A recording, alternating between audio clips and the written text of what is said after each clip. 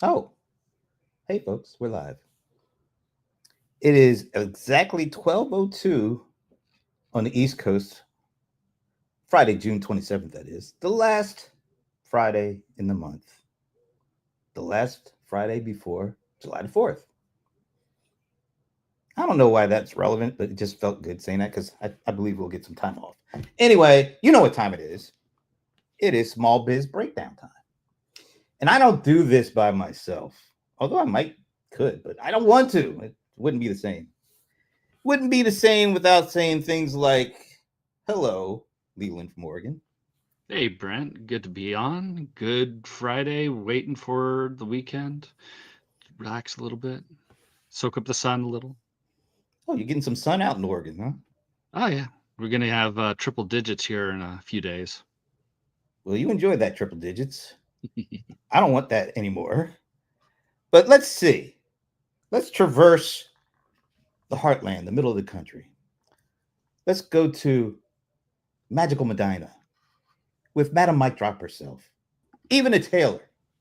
Hi, everyone. I don't know what it is. I do not consider this the middle of the country. Kansas is like the middle of the country. I am on Eastern time. I in the Great Lakes region where we got tons of rain today and lots of fresh water. Well, that's a good thing. I still consider you to be in the heartland, but that's just the East Coast in me saying that. So, thank you. All right, so let's keep on moving eastward to our nation's capital. He was not with us last week, but he's here with us today. The one and only Shashi. Hey, Shashi. Hey, everybody. Greetings from the capital of the world, the Washington, D.C. area. Capital of the world. Woo. Maybe we are. Maybe we aren't. But we're just Except I wish the dollar was much stronger against the euro. well, there is that. But maybe we can, by the time we're done with this show, maybe it'll inch up a little bit. I don't know. Maybe not. I don't know much at all at this point, but I know one thing. We're going to the man who likes to say he's from the vacation capital of the was it a Yep. country of the world or the universe or the galaxy or something like that. He is Ramon Ray. Hey. Good to be here, everybody. Yes, New Jersey is the vacation capital of the world. Good to be here. I hope all is well. Brent, thanks for hosting another amazing small business breakdown. You're getting ahead of yourself here. We don't know if it's going to be all that yet. I mean, it could be. It We're will. hoping it will be, but But how could it be without the bold one? Some call him the cold one. I like to call him the old one. John Colder Ice Lawson is not here, and apparently for Shashi, that's a good thing. Poor Shashi. Poor Shashi. I'm sorry. It just tickled me so when you said that. But anyway, we're just kidding. We missed the big lug, the big guy with the big age. But we will carry on and we will go through this hour. We always got stuff to talk about. But you know how I like to start this off every week. Because a lot of stuff happens between shows. A lot of stuff is happening this week. It's still happening. One of the things I think we had a bit of a war. I don't know if we still have it or not. It's kind of hard to tell. The word obliterated got tossed around a lot this week. Yeah. Not too sure what that actually meant, but okay. Stock market is looking really good. I think, and I think Ramon posted something in our little chat. Confidence is soaring. Small business confidence is soaring. And we owe it to somebody. Good old Jay Powell, our Fed chief. I think he's doing a great job. But I also think that partially the reason, maybe a lot of the reason, that confidence might be soaring is because people are looking at their 401ks and their investment accounts. And quite honestly, mine's higher than it was before Liberation Day.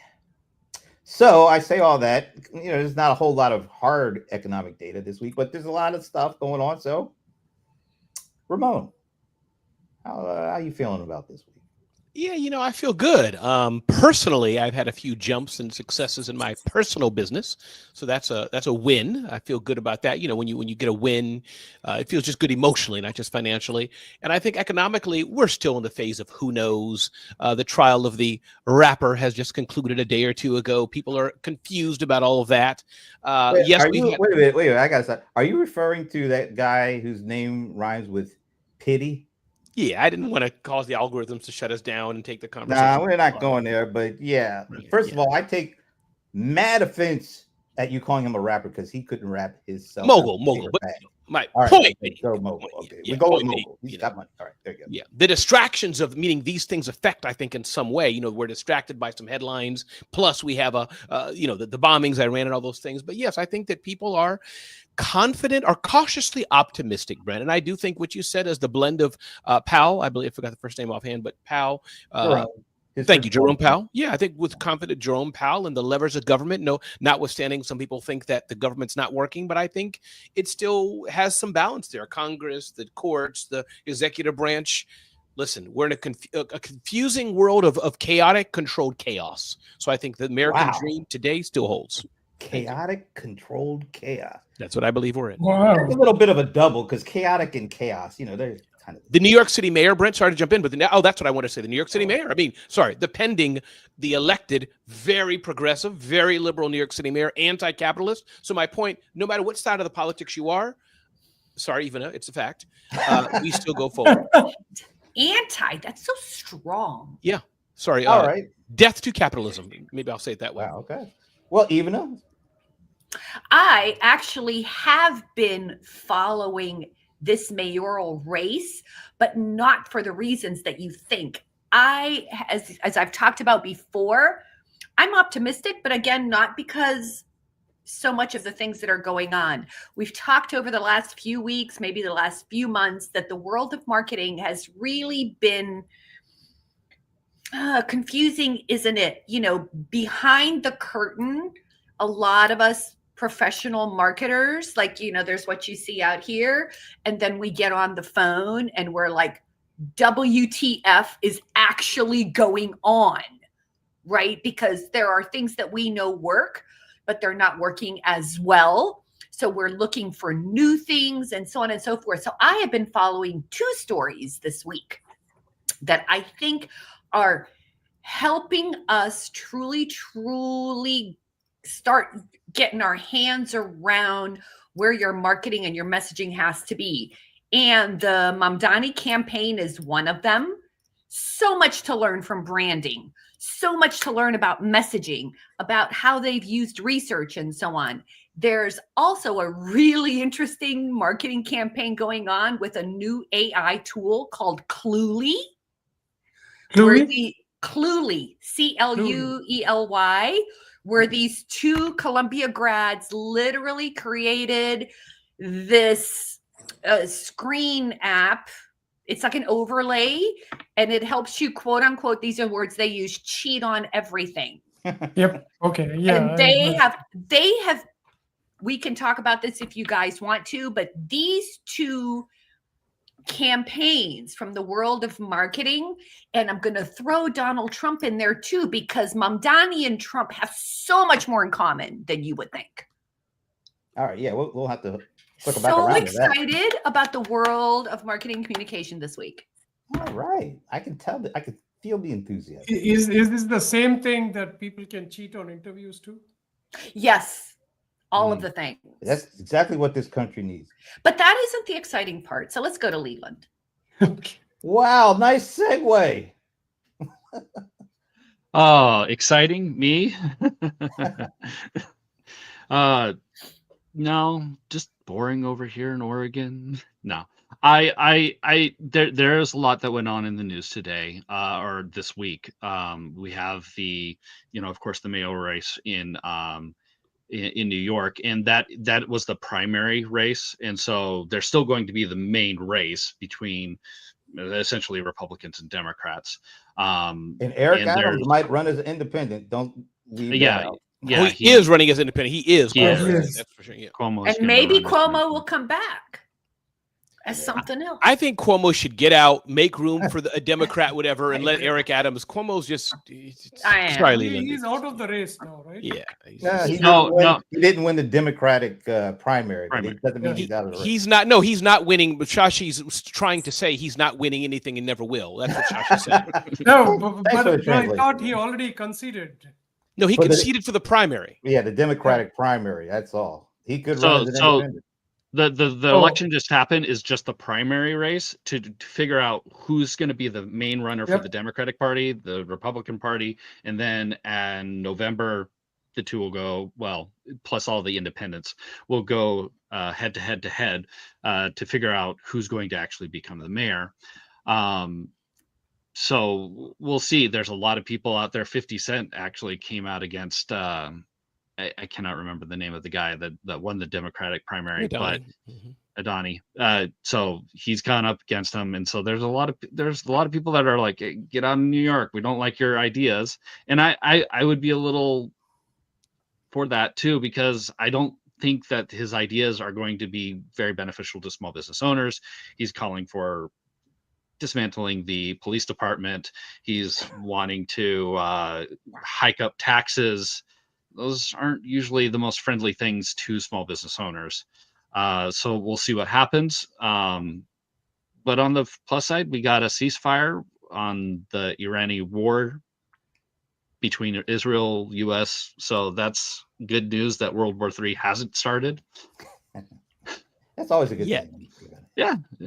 And we have the agreement has been signed between China and the U.S. So we got that trade deal done. It's locked in. So that's probably a little bit reason why the stock market is going up. We have something cemented in place. So yeah, I'm confident. A lot of good things have happened this week that show good direction. So, would you say, Brent? You're thinking who? Sorry, my headphone went. What'd you say? Oh, I was gonna just go right to one of the things he said about. I think the one thing that the guy that won the Democratic primary doesn't have to worry about is 50 Cent's lack of endorsement. I don't think there's a lot of voters in the 50 Cent camp. That's all. But I thought you were thanking somebody for all the good stuff. Yeah, that Jay Leland said. Powell is the person that's. No, I really thought you were. I responsible misunderstood for it. you. Sorry, I thought you were thanking Yeah, somebody. Jay Powell. I think I mentioned him Yeah. already. That's quite all right. I think All right. Ramon thought you were thanking his friend in the White House. Yeah, that's. Brent knew where I was going. That's Brent, what you get for thoughting. That's my response to all that. I tried, All right. Brent. You can, and it's okay to try. It's always a good thing to keep on trying. All right. So I do have I kind of hijacked because I had for another show I do a little trivia thing. Didn't get a chance to do it yesterday, so I'm actually. Did we hear from Shashi? Oh, we did. See, you guys got me all thrown off with Ramon and his friend in the office thing. Shashi. No, so I think there are two economies right now. One economy is American companies, and the other economy is the government. The American corporate is doing very well. That's how like stocks are really up. People really believe in it. Investment is going there. The other government part of it, I think, is stagnating. What I heard today was the economy is the lowest in terms of volume in many years, which means that people are not spending, companies are not spending, they're just waiting to see what comes next. So I think next quarter is going to be much better according to me. Well, Jay Powell in his meeting this week, Jay Powell, that is my buddy. He said the economy is okay. The economy is going fine. And I think that gave a little more confidence to the whole atmosphere around here too. Because, you know, when you want to have stability and you want to have somebody who can speak calmly and clearly to what the situation is and what it without having some kind of political motives behind it. So I think the way he was in front of Congress, he did his testimony, and he spoke very clearly in ways that people can understand. You know, I thought that helps the situation. Shashi, you had something? Yeah, I think for the next 11 months he's going to be there. Yeah, yeah, that's right. We know he's not going to be there 11 months in one day, but for the time being, he's there, and he provides us like a steadying, calming kind of voice and all this stuff. Yeah. All right. So yeah, I think all from me, my perspective, net, it was a pretty good week. It started off. It could have been a not good week, but it seems to have come up. And then, I forgot. The what is it? The G8 or the meeting, or was it NATO meeting, where it could have gone very wrong, but apparently those folks had a plan for their meetings with Trump, which was to butter him up, call them daddy or something like that. That's right, daddy. And guess what? He likes them now. Well, imagine that. He likes them now. They called him daddy. Those folks are smart. So I give it to him for that. All right. Well, they're also paying a lot more, and that makes Trump happy too. That's ultimately what he wants. Well, you're right about that. But I think getting called daddy by some leaders of the world makes them even happier than if they're paying 5% now. Well, Brent, can we just give the full let's just give the full context, Brent. That's the headline said it. I know it. But just to be context for those who don't go into depth like we do, he was there. They said the kids are fighting in the playground, metaphorically, the world, the people fighting. And the guy said in his beautiful accent, kind of like daddy had to come with strong words. So, come on. It was just a friendly little conversation. Oh, you think it's the little thing took the headlines and ripped it apart. They called him daddy. Come on, Brent. Look, let's face it. It may be a little thing if us, but you don't think he likes that? Oh, he does. Yes. I agree. That's all I'm saying. Okay. And that goes a long way for how he thinks about people and countries, unfortunately. Good point. So that's all I'm saying. All right, let's move on. That was the longest introduction segment we've ever had, I think. Anyway, it's a good one. And Coda Rice wasn't even a part of it. I'm just saying. All right, so I do have a bit of a quiz, a trivia question here. Let me see if I can bring this up without spoiling it. All right, and you'll have to forgive the logos because that's part of the CRM Player Show. But anyway, I didn't get a chance to ask this question, but I've been dying to ask somebody this question. Executives at Microsoft and Alphabet have said that AI is producing about what percentage of the new computer software code on some of their projects? 25. What'd you say? 25. 25? Okay. We got Sashi in for 25. 60. Ooh, okay. Ramon, I was wow. I was 60. I was saying I'm going to say 83. Not a 2? You don't have one? I was so close, but I said let's change it up. All right, so we got 25, we've got 60, we've got 83. I'll go 33. 30. Oh, all right. So we got the span of 25 to 83. Wow, that's pretty. In other words, nobody really knows. The answer, actually, somebody knows. I think somebody got really close, if not hit it right on the head. The answer is 30%. So 30. it increased by 5%. Yeah, but who said? Didn't somebody? I said say 33. So 33 is closer to 25. Sorry, Shashi. Yeah. Leland is the winner. I don't know if you win. Leland. You win a couple of days off right after this. Yeah, between now and next Friday. Right. So, I mean, are you surprised at the number? Some of you went really high, and some. I did. I'm surprised. I think they're lying. I think it's more. Why would they lie? So I've gotten into vibe coding, whatever you want to call it, basically using ChatGPT to actually start coding stuff. And so that's why I said around 30%, because you have to take the code that they give you and actually make it work. And so they'll give you a step, and you can't just sit there and say, hey, build me Microsoft Windows 12 and then just let it go off and then it returns Windows 12 to you. Then I misread the thing. I must have misread the question and not read it closely enough, because in my mind I was like, oh, everyone is using AI to do their work. Not that like I use AI all day long, but I don't just cut and paste. Yeah, no, I knew specifically coding, not everything. But all I'm saying is, even with coding, I read the question as in like, using AI versus like not. But I think it's specifically for coding purposes. Not Correct. Yeah. Correct. Even in I- coding. And Go no, ahead. you know, go ahead. So, No, go ahead. so one of the things that for example, when Leland talks about vibe coding, he's moving from whatever his day job is to trying to code themselves.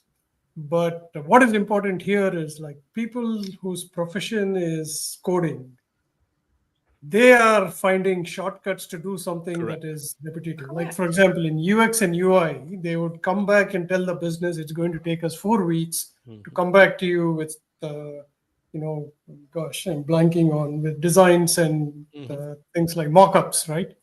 Now they're able to do it very quickly.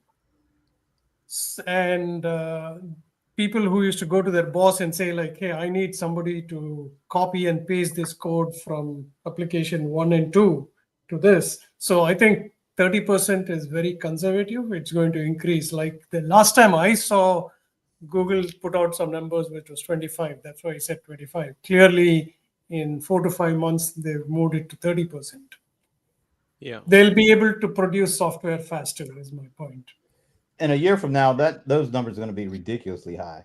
Well, I'll be right to my 60. That's what I meant. I was Yeah, you'll be closer to being right than you are now. Yeah. But I think that, to your point, Leland, I did try the vibe coding too, since I'm not a coder at all. I mean, I can do copy and paste, Microsoft Access stuff back in the day or HTML. I get the basics of it, but I'm not a coder.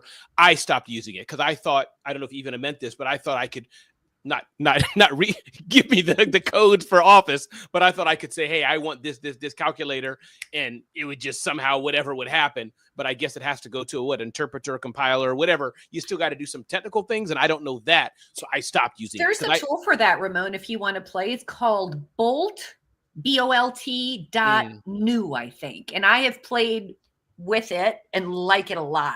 And I am not a coder. I can barely cut and paste HTML. Right. Okay.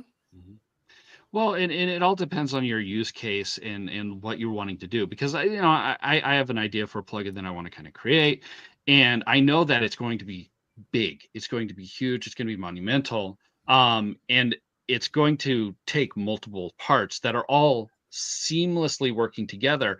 And ChatGPT and all of these models have only a limited amount of memory. And so you could start working on something, and then by the time you're halfway through it, it's forgot what it's already done, and it's starting to kind of redo and rejigger things and maybe replicate work. And so you got to kind of have that coding mindset to be able to go, okay, I need you to build the first part, and I need you to build the second part. And then you kind of have to have the ability to be able to work those together. And you're going to have to change a lot of code to be able to do that.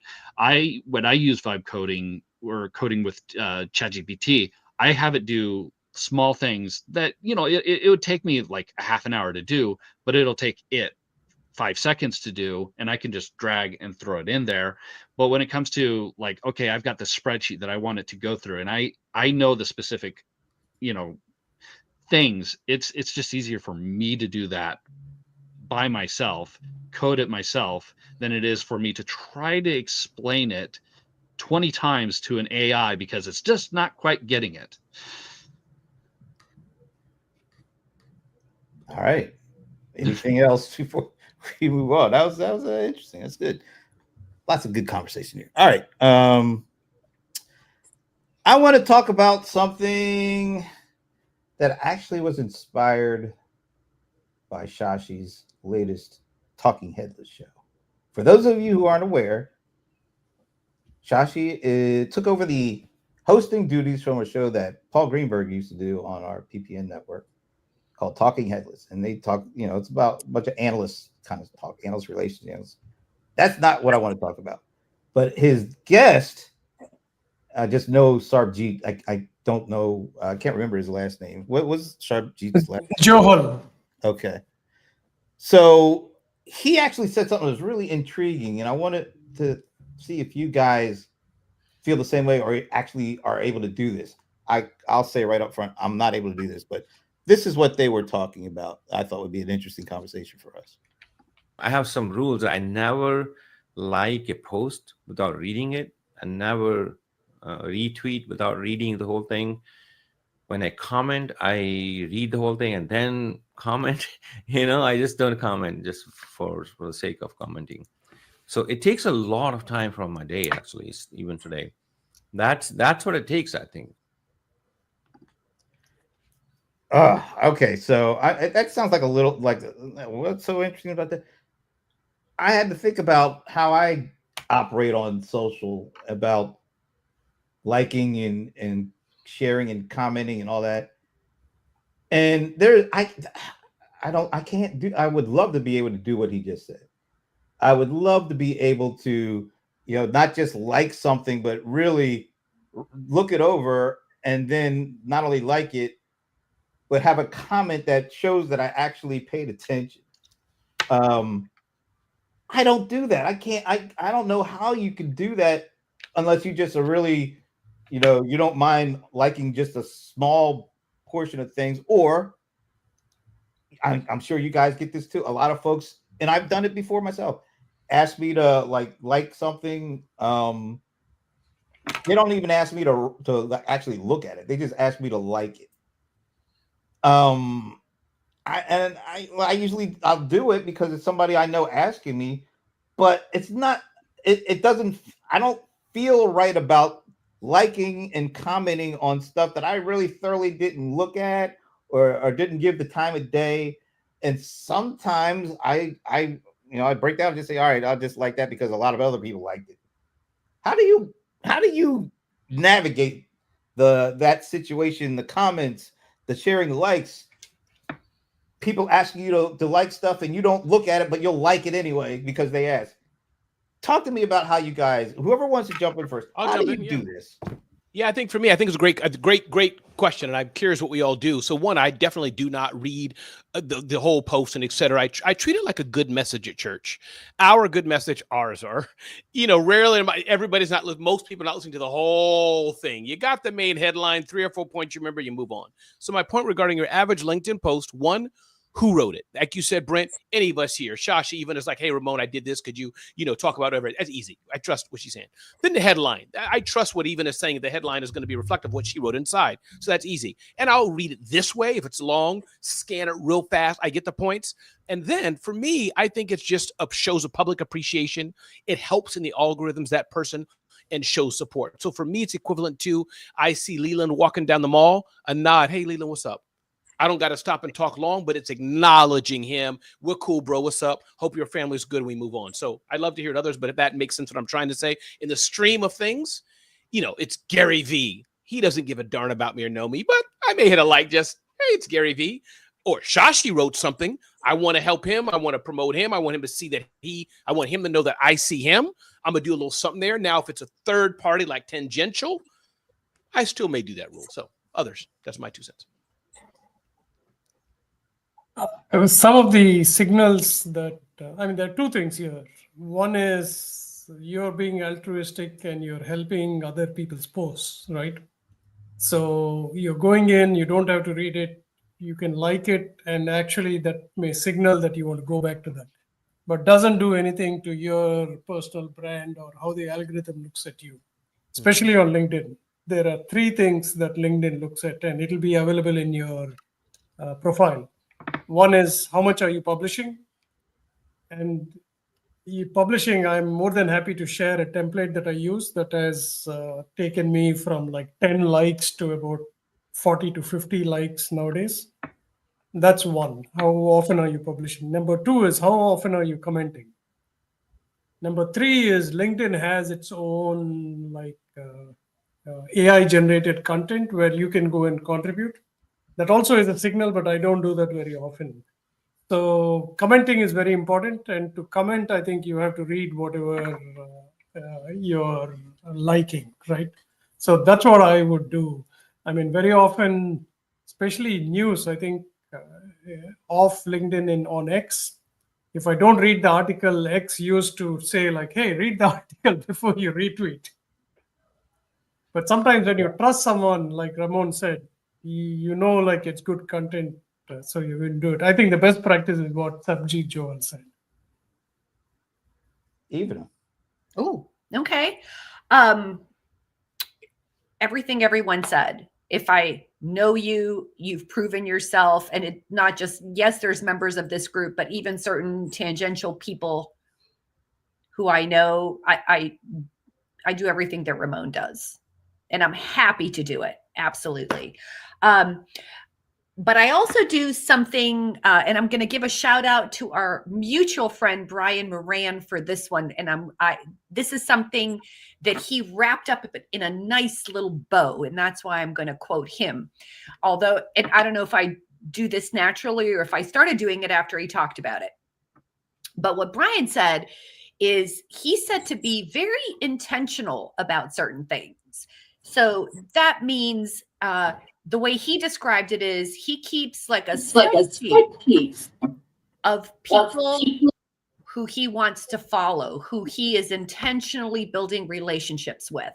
These could be clients, these could be friends, these could be whatever. So he's got this like short list, so to speak, of people for where he is looking for their posts, where he wants to comment on their posts, where he's intentionally doing that. And I have incorporated this practice for myself.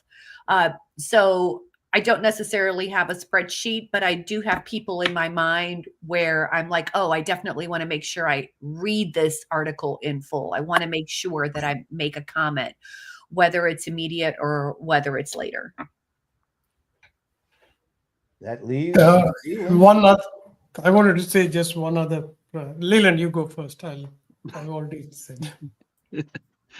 I am probably, out of everyone here, the most socially awkward when it comes to social media. I'll give a good like, rarely actually, even like, friends posts, stuff like that, personal, but I rarely comment. There have been a couple of times where I'll type out the comment and I'm like, no, delete. Perfectly fine comment. I don't know why. It's permanent, it's there, it's out there, and I don't know why. Maybe I've been burned a couple of times in the past because I've done comments, and it's when you're on the internet, anonymity is there, and so many people are so willing to just attack and tear down people, and that's just not something that I want to get in the middle of. And it's one of the things that I've wanted to work on. There's just so much out there to work on, but yeah, it's like, I know I need to engage more, but it's not the easiest for someone like me.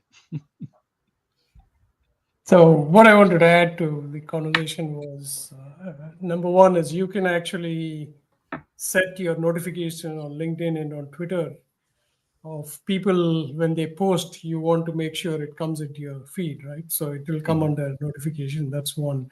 And LinkedIn will put it into your feed. But the most important thing that I found really helps is, there are some regular people who will keep liking your posts. On a weekend, I will go and look at their feed and make sure that I'm also reciprocating a little bit to what they post. So it's not always one way, because what will happen is they will lose interest and say like, hey, this person doesn't even care about us. So I think a little bit of reciprocity is good. Lots of good stuff there. A lot of good strategic tips. But I guess I'm wondering, like, when you put like some piece of content, whether it's something you wrote, some kind of video thing, or I don't know, some visuals, that you really put some effort and time into, do you just want people to like it, like the action of liking, or do you want people to actually take it in and maybe interact based on whatever that is? And so I guess I'm asking this because sometimes I'll put something out and it's like, okay, I'll just put this out here, and you get likes, whatever, and then there are things that I really put a lot of effort in, and I'm not looking for just likes. I'm looking for people that actually spent some time looking at this and want to like have some sort of engagement, but not just to say, oh, I got 50 likes, but oh, this comment is really good. I could tell they really got into it. How do you handle your own feelings with putting stuff out there? Is it okay just to get the likes because of the algorithms, or are you really putting stuff out there where you're really looking for some serious engagements of conversation around a thought, a subject that is really important to you? Ivana, I see your smile. Go ahead. I'll go after you. Oh, I want to say that I hear and feel Leland, because in small groups I am comfortable, but in general I am ridiculously shy. And so even when I post something on LinkedIn, I put effort into it. I put thought into it. And I have found that posts that are more personal in nature, more reflective in nature, tend to do better.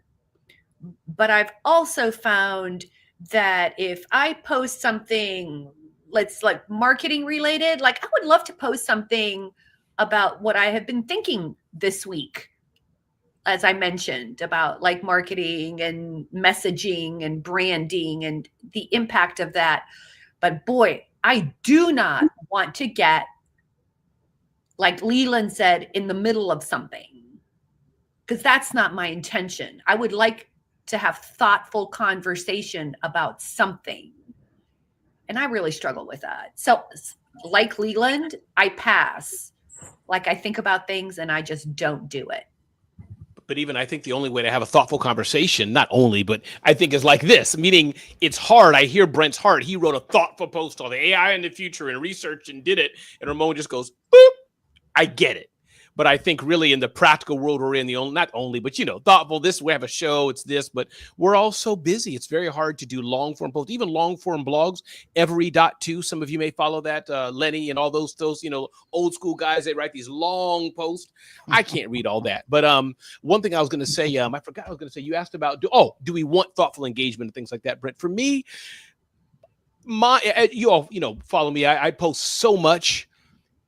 I find Brandon and team and even in Leland and Shashi that if it is thoughtful, what I'm writing, like really sincere from the heart and deep thought, I get a lot of engagement. Just metaphorically, it's real, but metaphorically, I wrote a post many years ago about my depression and self-harm thoughts. I'll be careful the words I use just for algorithm's sake, but self-harm thoughts and things I've gone through. I wrote that. That was, I'll never. Oh, no. The algorithm got him. Oh, man, he said the word and it literally got thousands of engagement and content. So, we lost you for about 20 seconds. Yeah, I know. When you are so Ramon, I will run into one of your posts often on Facebook, mm-hmm.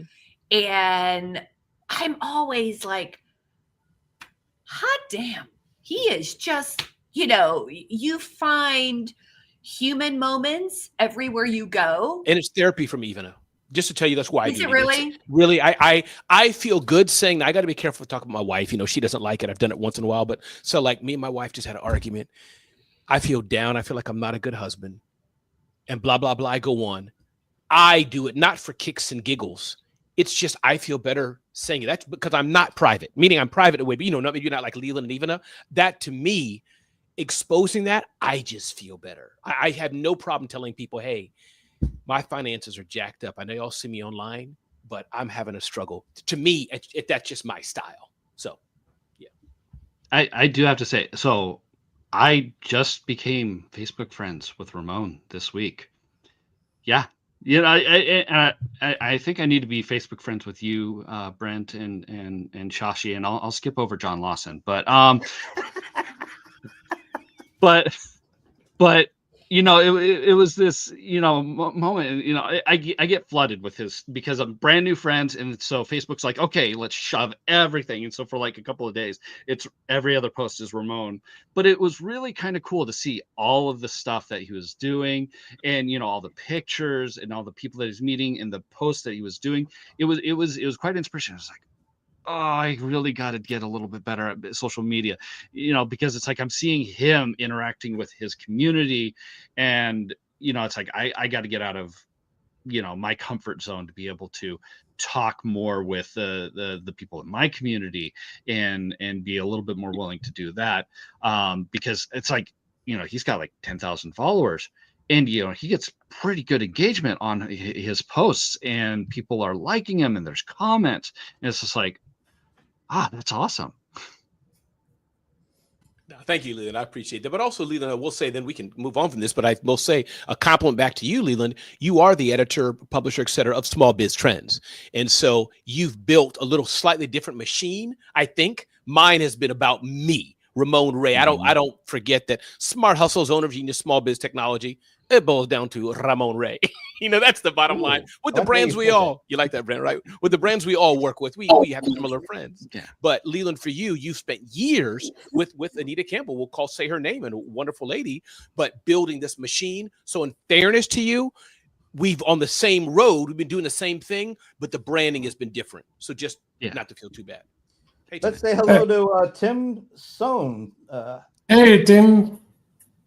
Hello, piano player on friend. TikTok. New friend. I don't know you, but thanks for joining us. It's great. All right, let's take this a little different direction. Oh, by the way, I do like the way you say Ramon Ray. That was a nice addition. You should do that more often. Do that French kind of thing.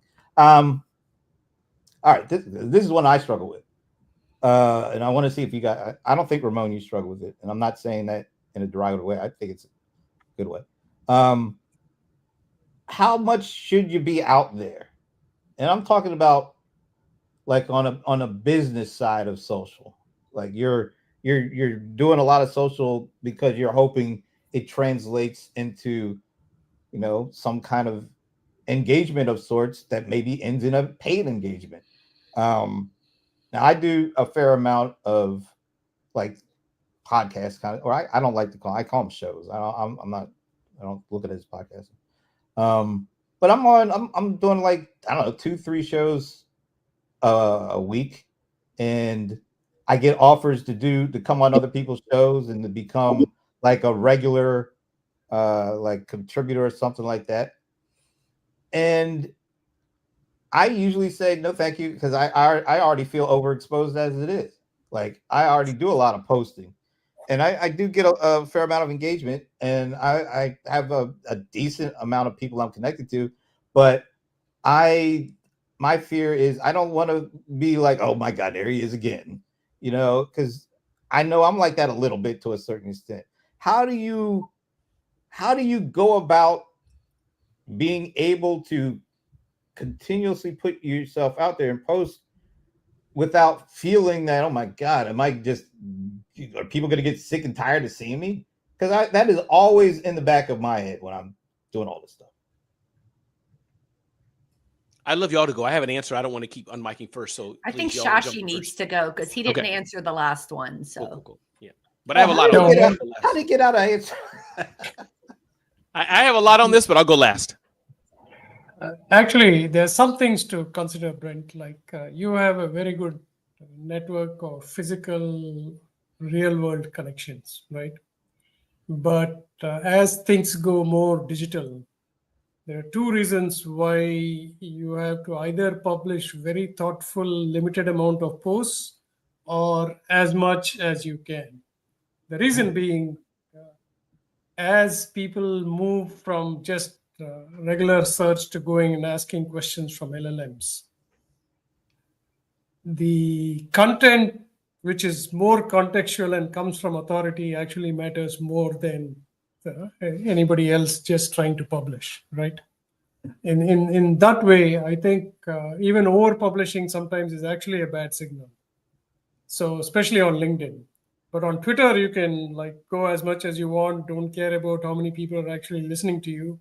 Because the most important thing is all of these, and especially in LinkedIn, you should write an article because that's the only one that is searchable.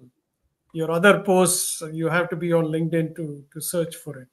But Twitter, almost every part of your feed comes in Google search. So if all of you go and look at your names, look at what are the other channels that you're appearing for. For example, I'm already appearing for Talking Headless in my own Google search for Shashi Belamkonda, but this show isn't.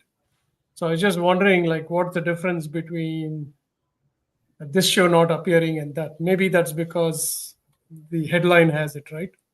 So in terms of messaging, it depends on your time. If you want to use this mainly for business, do thoughtful posts 2 or 3 times a week. It has to have some value. It doesn't have to say like I do sometimes, like, hey, I'm on a train, I'm on the DC subway. That's just, I do it because I'm happy. But most of my business posts would be, or not business, personal posts would be in a particular format, if that makes sense. Yeah, let's jump in and say a very quick hello Hey, to Amber. Amber. She's hanging out with Mr. Lawson at the TSP event.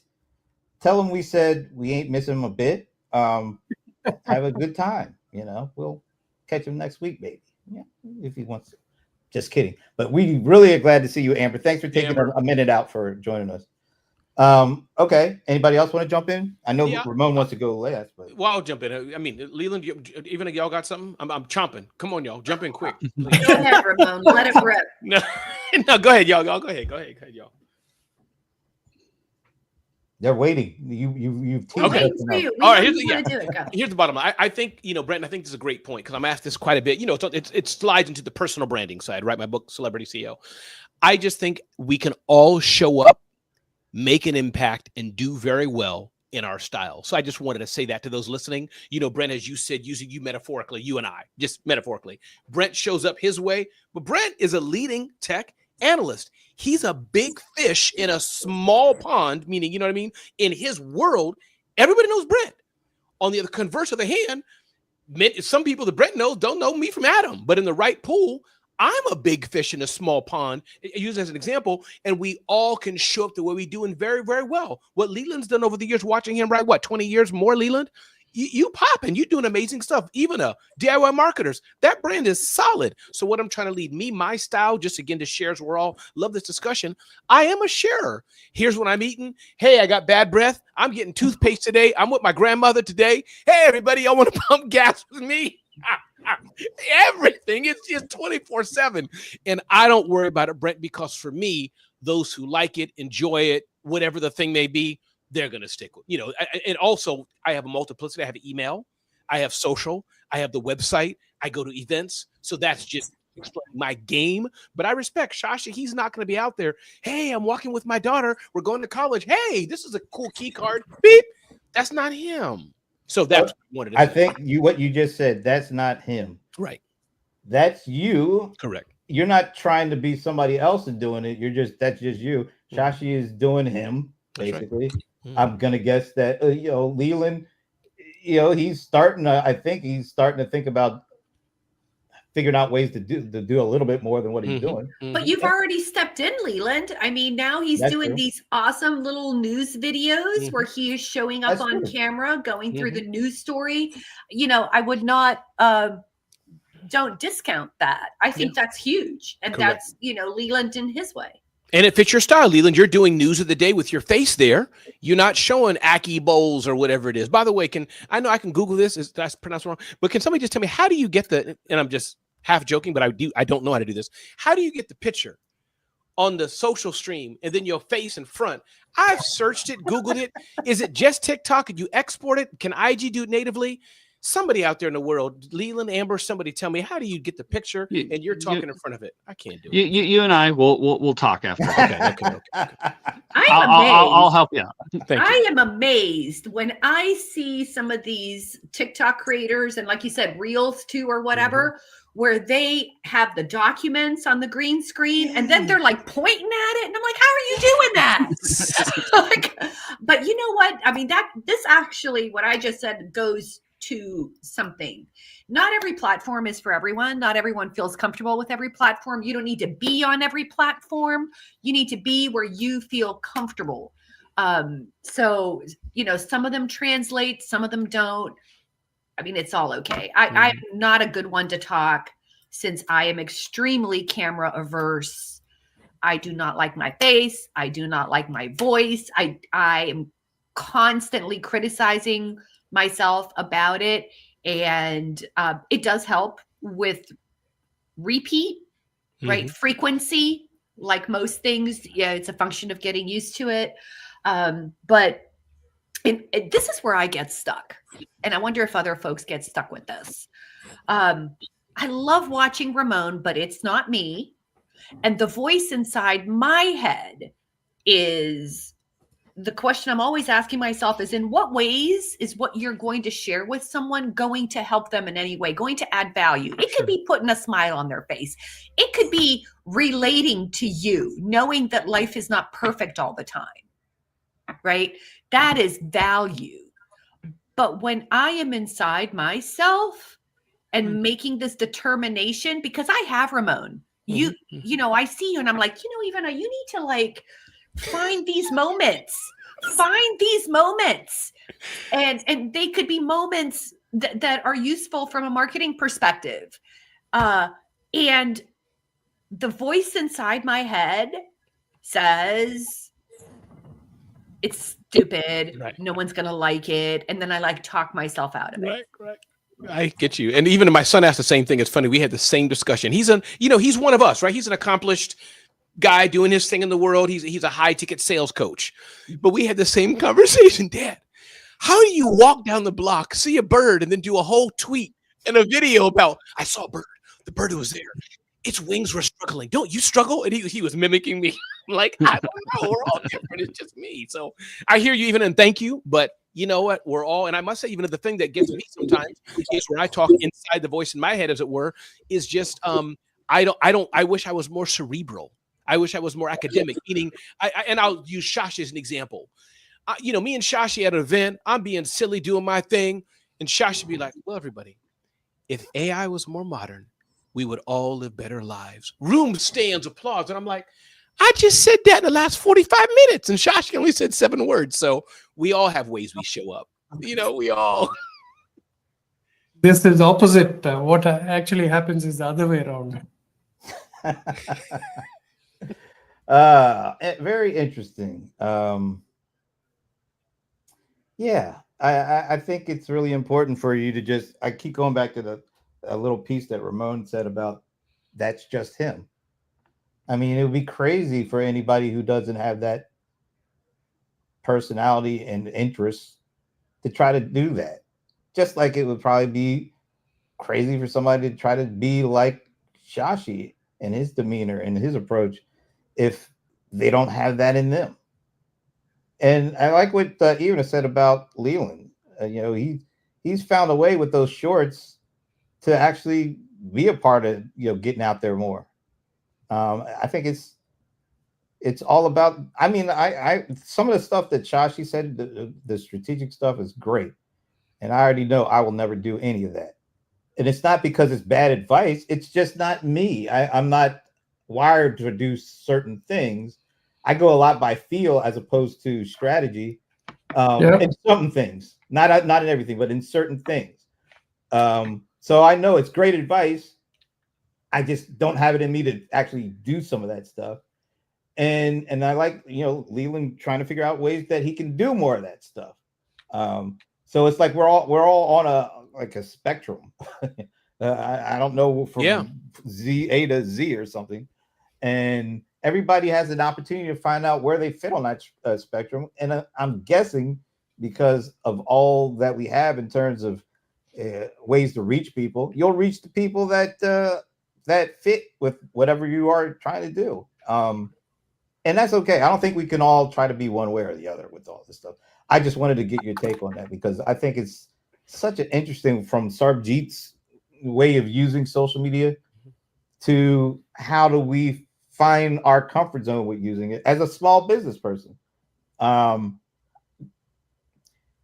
What should, maybe, and we're getting close to the end. So what would be your best advice for somebody who still is trying to figure this stuff out? How do you use this, especially with AI? Because Shashi brought up some really great points about how search or AI is impacting search and how things are going to be, how your stuff is going to be found.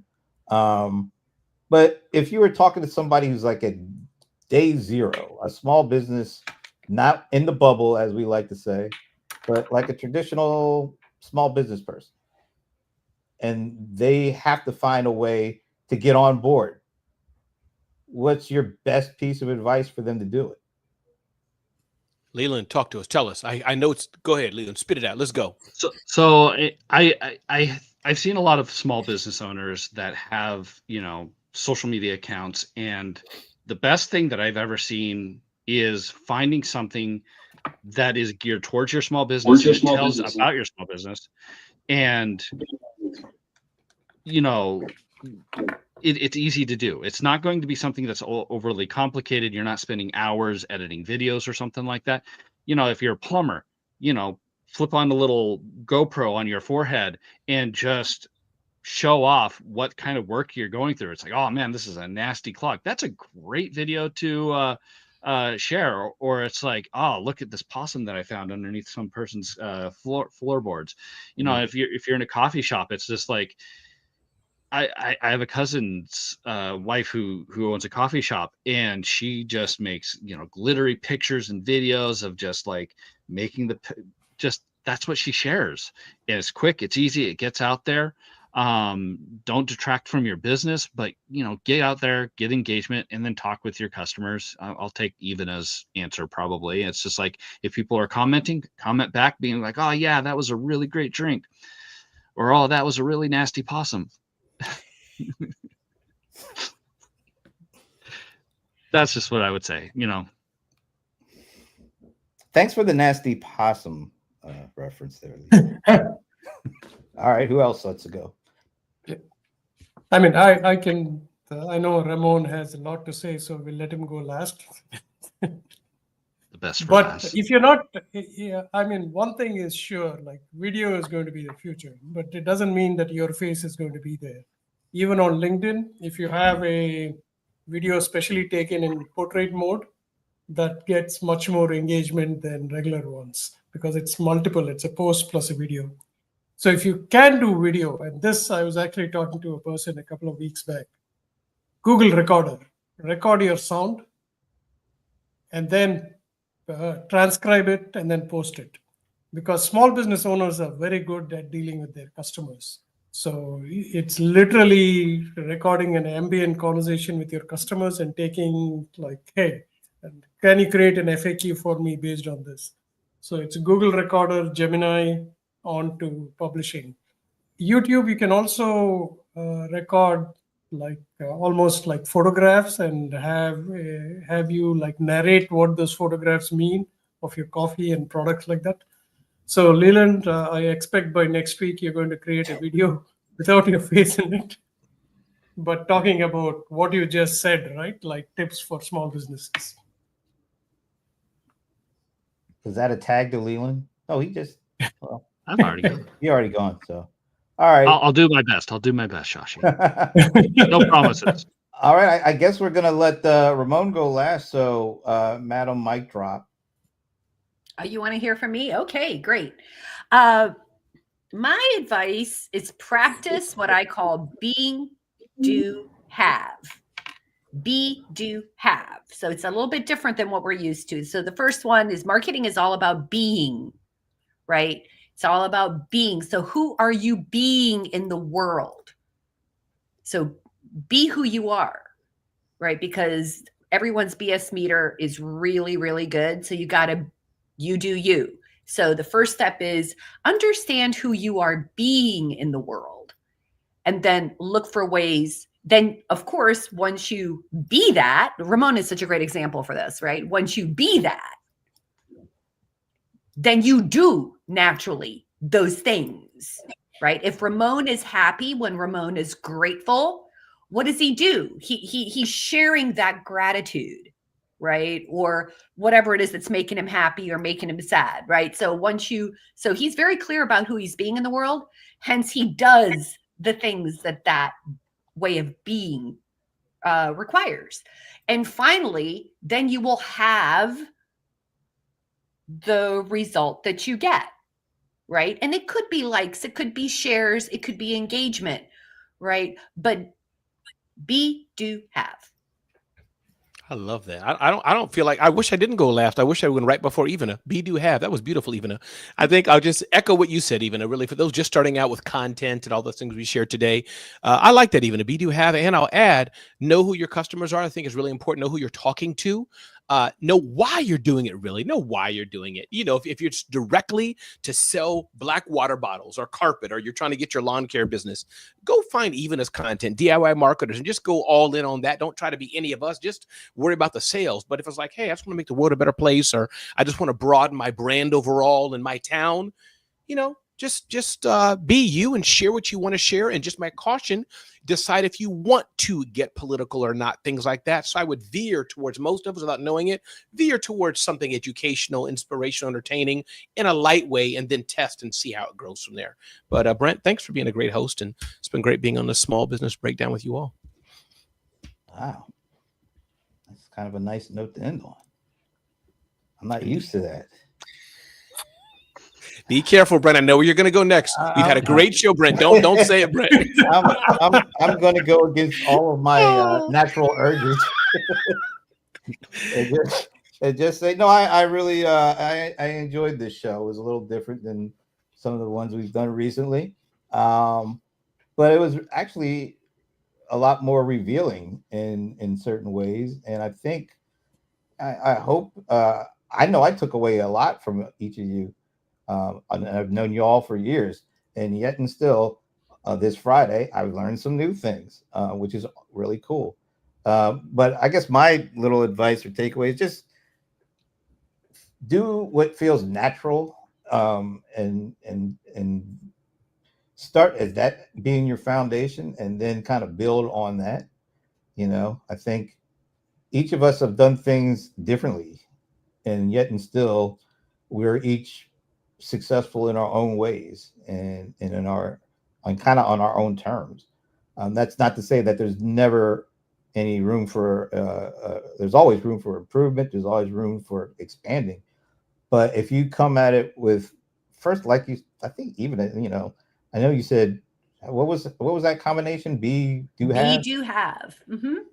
I especially like the be, because that means you're just doing you. You're just operating under some, hopefully under ways that you are very natural and comfortable with what you are and who you are and what you're willing to do and what you're willing not to do. And if you know that much, then you can kind of step into all the other things like the do's and the haves and all that, and not worry about, well, somebody over here is getting more likes, or I see this person showing up and I'm not showing up. You don't know what they had to do that. And maybe you're not comfortable with that. Maybe, you know, you want to go in another direction.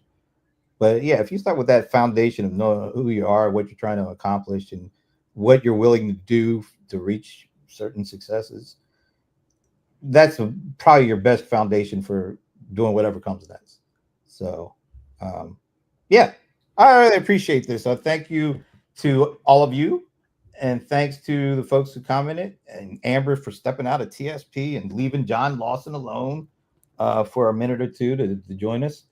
And Tim Sohn, who has also put his LinkedIn profile on and says he would love to connect with all of us. So thank you for that. And thank you guys for checking us out. Next Friday is the July 4th, if I'm not mistaken. So I'm guessing we're going to take the week off. No, I think we should stream the Big Beautiful Bill. We'll see you in 2 weeks, folks. Enjoy your week. Enjoy your weekend, and we'll see you